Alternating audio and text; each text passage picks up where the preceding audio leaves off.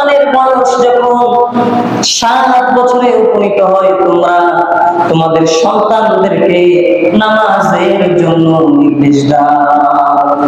কয় বছর বয়সে? বলেন কয় বছর বয়সে? 7 বছর বয়সে সন্তানকে নামাজের নির্দেশ দিতে বলেছেন আল্লাহ রাসূল। তারপরে আল্লাহ রাসূল বলেন ওয়াদরিবুহুম আলাইহা, যখন তারা 10 বছর বয়সে উপনীত হবে, ওয়াহুম আবনাউ 10 সিনিন, 10 বছর বয়সে যখন তারা উপনীত হবে, তখন তারা যে নামাজ আদায় করতে না চায়, তখন তাদেরকে ওয়াদরিবুহুম আলাইহা, তাদেরকে মেরে পিটাইয়া হইলেও নামাজের জন্য পাঠাও। 10 বছর বয়স হইলে পিটানোর কথা বলছেন, 7 বছর বয়সে আল্লাহ রাসূল নামাজের নির্দেশের কথা বলছেন। আমরা দেই সন্তানদেরকে নির্দেশ দেই? আমরা এটা সন্তানের হক, সন্তানের। আমি যদি ছোটবেলা থেকে আমার সন্তানকে না শিখাই, কে শিখাবে বলেন? আমার সন্তানকে আমি না শিখাইলে কে শিখাবে? আমার সন্তানকে যদি এই যে নামাজ শেখানো সন্তানের হক, আমি যদি আমার সন্তানের হক আদায় না করি, আমার সন্তানের থেকেও আমার হক আমার সন্তান যে আদায় করবে, এটা আশা করা যায়? বুঝতে পারতেছি আমি? আমার কথা বুঝতে কষ্ট হইতেছে? আল্লাহ আমাদের সবাইকে আমলগুলো করার তৌফিক দান করুন, বলি আমিন। তারপরে আল্লাহ রাসূল বলেন ওয়াফাররিকু বাইনাহুম ফিল মাদাজি', সন্তানের বয়স যখন 10 বছর হবে, তখন তাদের বিছানা তোমরা পৃথক করে দাও। 10 বছরের ছেলে মায়ের সাথে ঘুমানোর কোনো সুযোগ নাই। 10 বছর যখন মেয়ে উপনীত হবে, বাবার সাথে ঘুমানোর কোনো সুযোগ নাই। বিছানা পৃথক করার কথা বলছেন। এমনকি ভাই বোন যদি বড় হয়, আল্লাহ রাসূল বলেছেন যে তাদেরকে আলাদা করে দাও, বিছানা পৃথক করে দাও। এই অভ্যস্তগুলো সন্তানদেরকে করা, এই তরবিয়তগুলো সন্তানদেরকে শিক্ষা দেয়া। তো আল্লাহ রাসূল, এটা হচ্ছে 6 নম্বর হক, সন্তানদেরকে নামাজ শিখানো, বিছানা পৃথক করে দেয়া, তাদেরকে সভ্যতা ভদ্র বানানো। এই গেল 6 নম্বর হক। সন্তানের 7 নম্বর হক, সন্তানের লেখাপড়ার বেলায় গুরুত্ব দেয়া, শিক্ষার বেলায় গুরুত্ব দেয়া, লেখাপড়া করার বেলায় বেশি গুরুত্ব দেয়া। আর লেখাপড়া শিখানোর মধ্যে সবচেয়ে উত্তম শিক্ষা হচ্ছে সন্তানকে তাওহীদ শিখানো। কি শিখানো? তাওহীদ, আল্লাহর একত্ববাদের শিক্ষা দেয়া, আল্লাহ তাআলার গুরুত্ব, আল্লাহ তাআলার ভয় অন্তরে সৃষ্টি করে দেয়া। এটা মা বাবার প্রতি সন্তানের হক। ছোটবেলা থেকে সন্তানকে বলবেন, বাচ্চা আল্লাহ তাআলার সাথে শিরিক করবা না, শিরিক করবা না, আল্লাহর সাথে শিরিক করবা না। যখন ওই সন্তান বড় হবে, ওই সন্তান নিজেই তালাশ করবে শিরিক কি জিনিস, শিরিক কি জিনিস, সন্তান নিজেই কি করবে? তালাশ করবে। এই জন্য ছোটবেলা থেকে সন্তানকে বলবেন আল্লাহ তাআলার সাথে শিরিক করবা না, শিরিক করা মহাপাপ। সন্তানদেরকে এগুলো ছোটবেলা থেকে শিক্ষা দেয়া। আল্লাহ তাআলা এই শিক্ষাগুলো আমাদেরকে দেওয়ার তৌফিক দান করুন, বলি আমিন। তিরমিজি শরীফের 2516 নম্বর হাদিসের বর্ণনা, আল্লাহ রাসূলের সাহাবী আব্দুল্লাহ ইবনে আব্বাস রাদিয়াল্লাহু তাআলা আনহুমা বলেন, আল্লাহ রাসূল সাল্লাল্লাহু আলাইহি ওয়াসাল্লাম বলেছেন, ইয়া গোলাম ইন্নী উআল্লিমুকা কালিমাত। আল্লাহ রাসূলের সাহাবী আব্দুল্লাহ ইবনে আব্বাস রাদিয়াল্লাহু তাআলা আনহুমা কি বলতেছেন, হে সন্তান, হে বৎস, শোনো, তোমাকে আমি কিছু বাক্য শিখিয়ে দেই, তোমাকে আমি কিছু বাক্য শিখিয়ে দেই। ইহফাজিল্লাহ ইয়াহফাজকা, তুমি আল্লাহ তাআলার বিধি নিষেধকে রক্ষা করে চলবে, আল্লাহ তাআলা তোমাকে রক্ষা করবে। তারপরে আল্লাহর হাবিব বলেন, ইহফাজিল্লাহ তাজিদহু, তুমি আল্লাহ তাআলার সন্তুষ্টির প্রতি লক্ষ্য রাখবে, আল্লাহ তাআলাকে তুমি বিপদে আপদে কাছে পাবে। আল্লাহ তাআলার সন্তুষ্টির প্রতি লক্ষ্য রাখার দরকার আছে না নাই? আমি একটা কাজ করলাম, এই কাজটা করলাম, দুনিয়ার সব মানুষ বেজার, কিন্তু আমার আল্লাহ খুশি, ওইটা আমার জন্য করণীয়। কিন্তু আমি এমন একটা কাজ করলাম, দুনিয়ার সব মানুষ খুশি, কিন্তু আল্লাহ তাআলা বেজার, ওই কাজটা কখনোই আমার দ্বারা যাতে না হয়, আপনার সন্তানের দ্বারা যাতে না হয়, এই শিক্ষাগুলো আপনার সন্তানকে আপনি দিবেন। পারবেন না ইনশাআল্লাহ? তারপরে আল্লাহর রাসূল রাদিয়াল্লাহু তাআলা আনহুমাকে বলতেছেন গুরুত্বপূর্ণ কথা, হে বৎস জেনে রাখো, ওয়ালাম আন্নাল উম্মাতা লাউ ইজতামাআত আলা আন ইয়ানফাউকা বিশাইইন লাম ইয়ানফাউকা ইল্লা বিশাইইন ক্বাদ কাতাবাল্লাহু লাক। আল্লাহর হাবিব বলেন, দুনিয়ার সমস্ত মানুষ যদি একত্রিত হয়ে যায় তোমার উপকার করার জন্য, দুনিয়ার সব মানুষ মিলে তোমার ততটুকু উপকার করতে পারবে যতটুকু উপকার আল্লাহ তাআলা তোমার জন্য লিপিবদ্ধ করে রেখেছেন। আল্লাহ যতটুকু আমার উপকার, আমার কল্যাণ লিখে রাখছেন, তার চেয়ে বেশি দুনিয়ার কেউ করার সুযোগ নাই, কেউ করতে পারবে না। আল্লাহ যতটুকু লিখছে তার চেয়ে বেশি কেউ করতে পারবে। আবার আল্লাহ রাসূল তারপরে বলতেছেন, আল্লাহ রাসূল বললেন, ও আব্দুল্লাহ ইবনে আব্বাস শোনো, দুনিয়ার সমস্ত মানুষ যদি তোমার ক্ষতি করার জন্য একত্রিত হয়ে যায়, দুনিয়ার সব মানুষ একত্রিত হয়েছে তোমার ক্ষতি করবে, দুনিয়ার সব মানুষ মিলে তোমার ততটুকু ক্ষতি করতে পারবে যতটুকু ক্ষতি আল্লাহ তাআলা তোমার জন্য লিপিবদ্ধ করে দিয়েছেন। আল্লাহ যতটুকু লিখছেন তার চেয়ে বেশি ক্ষতি কেউ করতে পারবে। এই জন্য সবসময় কনফিডেন্সের সাথে সত্যের পথে, হকের পথে চলার চেষ্টা করবেন।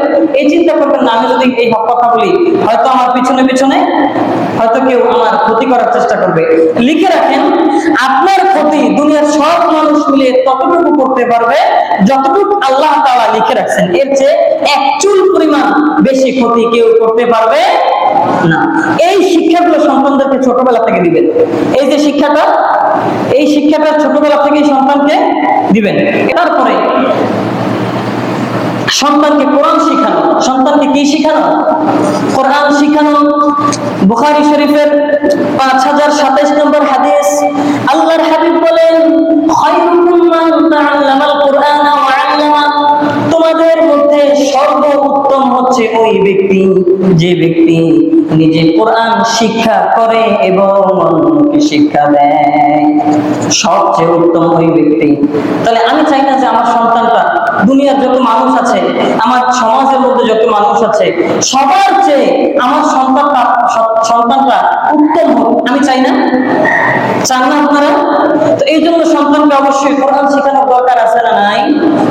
আল্লাহ তাআলা আমাদেরকে আমল করার তৌফিক দান করুন। তার মানে 7 নম্বর হক গেল সন্তানকে শিক্ষার ব্যাপারে সন্তানের গুরুত্ব দেয়া। শিক্ষার ব্যাপারে সন্তানের শিক্ষার ব্যাপারে গুরুত্ব দেয়া। তারপরে আপনি যা খুশি তা শিখান, সমস্যা নাই। ডাক্তার, ডক্টর, ইঞ্জিনিয়ার যা খুশি তা বানান, কোনো সমস্যা নাই। আপনি তাওহীদ শিখান, আল্লাহর পরিচয় দেন শিখান, তারপরে কোরআন শিখান, তারপরে দুনিয়ার যা খুশি তা শিখান, কোনো সমস্যা নাই। তারপরে সন্তানের 8 নম্বর হক বা অধিকার, সুন্নতে খতনা করানো, মুসলমানি করানো। এটা তো আমরা সবাই আদায় করি, সবাই করি না? সুন্নতে খতনা করানো। সহিহ বুখারীর 5889 নম্বর হাদিসের বর্ণনা, আল্লাহর রাসূলের সাহাবী আবু হুরায়রা রাদিয়াল্লাহু তাআলা আনহু বলেন, আল ফিতরাতু খামসুন আও খামসুন মিনাল ফিতরা। মানুষের জন্মগত স্বভাব হচ্ছে 5টি। কয়টি? আরে কথা বলেন না, কয়টি? কি ঘুম ধরতেছে নাকি? একটু জোরে জোরে বলেন আমার সাথে। আল্লাহর রাসূলের সাহাবী বলেন, মানুষের জন্মগত স্বভাব হচ্ছে 5টি। 1 নম্বরে আল খিতান, খতনা করা, মুসলমানি করা। 2 নম্বরে ওয়াল ইস্তিহদাদ, খুর ব্যবহার করা, নাভির নিচের পশম কাটা। 3 নম্বরে ওয়া নাতফুল ইবতি, বগলের পশম উপড়ে ফেলা। 4 নম্বরে ওয়া তাকলিমুল আযফার, নখ কাটা। ওয়া কাসুশ শারিব, 5 নম্বরে হচ্ছে গোঁফ ছোট করা, মুছ ছোট করা। এই 5টি হচ্ছে মানুষের জন্মগত স্বভাব। তবে 5টি স্বভাবের মধ্যে মোটামুটি 4টি স্বভাব নিজেরটা নিজে করতে পারে, কিন্তু সুন্নতে খতনা এটা বাবা মার হক। কার হক? এই সুন্নতে খতনা নিজের সন্তান তো নিজের কথা নিজে করতে পারবে না, পারবে? তো এই জন্য এই হকটা কার? মা বাবার। সুন্নতে খতনা করানো মা বাবার হক। এজন্য সবাইকে সুন্নতে খতনা করানো, আর বেশি সম্ভব তাড়াতাড়ি ছোট অবস্থায় করিয়ে দেওয়া ভালো, উত্তম। তারপরে এই গেল সন্তানের 8 নাম্বার হক, কি করা? মুসলমানি করানো, সুন্নতে খতনা করা। তারপরে 9 নাম্বার হক, জীবদ্দশায় সন্তানকে যখন সম্পদ বন্টন করে দিবেন, সবাইকে সমানভাবে বন্টন করে দেয়া। ভালো করে বুঝেন, গুরুত্বপূর্ণ মাসআলা। আমরা জানি যে হুজুর একজন ছেলে যা পাবে 2 জন মেয়ে তা পাবে, এটা জানি না? কথা কয় না? একজন ছেলে যা পাবে 2 জন মেয়ে তা পাবে না? অথবা 2 জন মেয়ে যা পাবে 1 জন ছেলে তা পাবে, অথবা 1 জন ছেলে যা পাবে তার অর্ধেক পাবে মেয়ে। এই মাসআলা হচ্ছে মা বাবার মৃত্যুর পরে। কখন? আমার সাথে বলেন না, কখন? মা বাবার মৃত্যুর পরে। এটা হচ্ছে মিরাসের মাসআলা। পিতা মাতা জীবিত থাকা অবস্থায় তো মিরাসের মাসআলাই আসতেছে না। যখন মা বাবা মরে যাবে, ইন্তেকাল করবে, তারপরে ওই যে মিরাস বা পৈতৃক সম্পদ যেটা থাকবে, ওইখান থেকে সরকারি আইন অনুযায়ী, ইসলামী আইন অনুযায়ী 1 জন ছেলে যা পাবে তার অর্ধেক পাবে মেয়ে। কিন্তু যখন আপনি জীবদ্দশায় আপনি যদি চান যে আমি মৃত্যুর আগে সব কি করে দিব, ভাগ বন্টন করে দিব, তখন আপনার দায়িত্ব হচ্ছে সমস্ত সন্তানকে সমানভাবে সম্পদ বন্টন করে দেয়া। সবাইকে কিভাবে বন্টন করে দেয়া? সমানভাবে বন্টন করে দেয়, এটা সন্তানের হক। এখন যদি আপনি চান যে হুজুর আমার অমুক সন্তানটা, আমার ছোট ছেলেটা টাকা পয়সা খুব নষ্ট করে, মদ গাঁজা ফেন্সিডিল ইত্যাদি ইত্যাদি খুব নষ্ট করে, আমার পরিবারকে দেখবে না, কিন্তু আমার বড় ছেলেটা আমার পরিবারের দিকে খুব নজর দেয়, পরিবারকে খুব দেখে। এখন সেই হিসাবে ফতোয়া বিভাগ থেকে, মুফতিদের কাছ থেকে গিয়ে লিখিত আকারে ফতোয়া আনবেন যে তখন চাইলে কাউকে কম অথবা বেশি দিতে পারবেন। আরেকটা কথা, গুরুত্বপূর্ণ মাসআলা, আমি যখন সন্তানের সম্পদের মালিক থাকবো, আমি চাইলে আমার সম্পদ যাকে খুশি তাকে দিতে পারবো, কারো ঠেকানোর কোনো কি নাই, সুযোগ নাই। আমার সম্পদ আমি যাকে ইচ্ছা তাকে দিতে পারবো। আমি চাইলে আমার বড় সন্তানকে সব দিতে পারবো, বাকিগুলোকে নাও দিতে পারবো। এটা আমার একটা কি সিদ্ধান্ত, একান্ত সিদ্ধান্ত। কিন্তু আমার বড় সন্তানকে দিলাম, ছোটগুলোকে দিলাম না, বা অন্যকে দিলাম না, বা অন্যদেরকে কম দিলাম, এটা হবে মোটামুটি তাদের হক থেকে বঞ্চিত করা, তাদের হক থেকে কি করা। এই জন্য সবাইকে সমানভাবে কি করে দেয়া, সম্পদ বন্টন করে দেয়া, এটা হচ্ছে সন্তানের হক। আসেন বিষয়টা আমরা সহিহ মুসলিম শরীফের হাদিস থেকে জানি। আল্লাহর রাসূলের সাহাবী বাশির রাদিয়াল্লাহু তাআলা আনহু তার সন্তান নুমান রাদিয়াল্লাহু তাআলা আনহুকে নিয়ে আল্লাহর রাসূলের কাছে গেলেন। আল্লাহর রাসূলের কাছে যাওয়ার পরে আল্লাহর রাসূলকে বলতেছেন, ইয়া রাসূলুল্লাহ, ইশহাদ, আপনি সাক্ষী থাকেন, আমার সন্তান নুমানকে আমি অমুক অমুক সম্পদ দিয়েছি, নাহালতু নুমানা কাযা ওয়া কাযা, ওই সম্পদগুলো আমি আমার সন্তানকে নুমানকে দিয়েছি। আল্লাহর রাসূল বললেন, তুমি নুমানকে যে সম্পদগুলো দিয়েছো, ওই সম্পদগুলো কি তোমার অন্যান্য যে পুত্র সন্তান বা সন্তান আছে তাদেরকে দিয়েছো? বাশির রাদিয়াল্লাহু তাআলা বললেন, না, আল্লাহর রাসূল দিই নাই তো, শুধু নুমানকেই দিয়েছি। আল্লাহর রাসূল বললেন, ফাশহাদ আলা গায়রি হাযা গায়রি, তাহলে আমার পরিবর্তে অন্য কাউকে গিয়ে সাক্ষী বানাও, আমাকে সাক্ষী বানায় না। তারপরে আল্লাহর রাসূল বললেন যে তুমি কি চাও যে তোমার সন্তানরা তোমার হক সবাই পরিপূর্ণভাবে আদায় করুক? কে বলতেছেন? আল্লাহর রাসূল বাশির রাদিয়াল্লাহু তাআলা আনহুকে বলতেছেন, তুমি কি চাও যে তোমার অন্যান্য সন্তানরা তোমার হক ঠিকমতো আদায় করুক? বললেন, বালা ইয়া রাসূলুল্লাহ, হ্যাঁ অবশ্যই চাই। আল্লাহর রাসূল বললেন, তাহলে তোমাদের সব সন্তানের বেলায় সমতা বর্তন করো, সমতা রক্ষা করো। তো এই হাদিসের দ্বারা আরো অনেক হাদিস রয়েছে, সহিহ বুখারীর বর্ণনায় হাদিসটি আসছে, আর লম্বা আকারে আসছে, যার কারণে ওই হাদিসের ইবারত করলাম না। যে হযরত নুমান বিন বাশির রাদিয়াল্লাহু তাআলা আনহুমা, তাদেরকে আল্লাহর রাসূল যে নির্দেশ দিয়েছেন যে সন্তানদেরকে জীবদ্দশায় সবাইকে সমপরিমাণ সম্পদ বন্টন করে দেয়া, জীবদ্দশায়, যদি জীবিত থাকেন, মৃত্যু হয়ে গেলে তখনের মাসআলা আবার ভিন্ন, তখনের মাসআলা আবার ভিন্ন। তো এই গেল সন্তানের 9 নাম্বার হক। জীবদ্দশায় সন্তানদেরকে সম্পদ বন্টন করতে হলে কিভাবে দিতে হবে? সবাইকে সমান দিতে হবে। তারপরে সন্তানের 10 নাম্বার হক, কয় নাম্বার? 10 নাম্বার হক। 10 নাম্বার হক হচ্ছে বিয়ের বয়স হইলে, বালেগ হইলে সন্তানকে বিয়ে করিয়ে দেয়া। কি করে দেন? আমরা এই ব্যাপারে খামখেয়ালি করি। 25 বছর হয়ে যায়, তোমার বিয়ের বয়স হয়নি এখনো, আচ্ছা পিতামাতা? দেখেন আল্লাহ রাসূল খুব মারাত্মক কথা বলছেন তাদের ব্যাপারে। قال رسول الله صلى الله عليه وسلم فإذا بلغ فليزوجه আল্লাহ রাসূল বলেন তোমাদের সন্তান যখন বালেগ হয়ে যায়, বিবাহের প্রাপ্ত বয়স্ক হয়, তোমরা তোমাদের সন্তানদেরকে বিয়ে করিয়ে দাও।